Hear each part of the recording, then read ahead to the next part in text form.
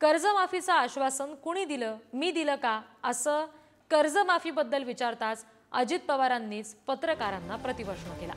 महायुतीने निवडणुकीमध्ये दिलेल्या आश्वासनाचा दादांना विसर पडलाय असं दिसतंय। एकीकडे लाडक्या बहिणीसंदर्भात जिरवाळ यांना विसर पडल्यासंदर्भात चर्चा आहेत आणि आता दादांकडून सुद्धा तसंच वक्तव्य केलं गेलं। सगळा शेतकरी हवालदिल आहे आणि अशा वेळेस सरकारनं आधार देणं ही सरकारची जबाबदारी आहे। आणि सरकार ज्या वेळेस निवडणुकीमध्ये आश्वासन देतं आणि भरभरून मतं घेतं, ते फसवण्याची भावना, फसवलं आपल्याला, ही भावना शेतकऱ्यामध्ये निश्चितपणे झालेली आहे। अजून तरी त्यांचं कर्जमाफीचा निर्णय त्यांनी केला पाहिजे होता।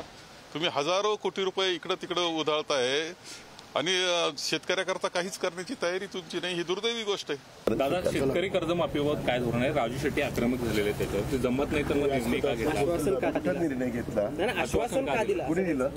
राजू शेट्टी म्हणताय विधानसभा निवडणुकीच्या वेळी मी दिलं महायुतीने दिलं। जुनी योजना ही अधिक चांगली करण्याची आवश्यकता असताना त्यांनी तिथं रद्दबदल ठरवली।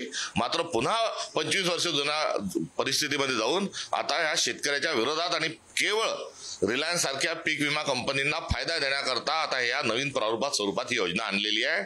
आम्ही याचा विरोध करतो। ह्या वर्गाला काहींनी आम्हाला चुना लावला म्हणलं तर काय लगेच बाकीच्यांनी चुना लावला। चुना, अरे मी शेतकरीच आहे बाळांनो, त्याच्यावर शेतकऱ्यांना मी कसं असं म्हणेन, आणि म्हणून आम्ही त्याच्यातून दुसरा काही मार्ग काढलाय।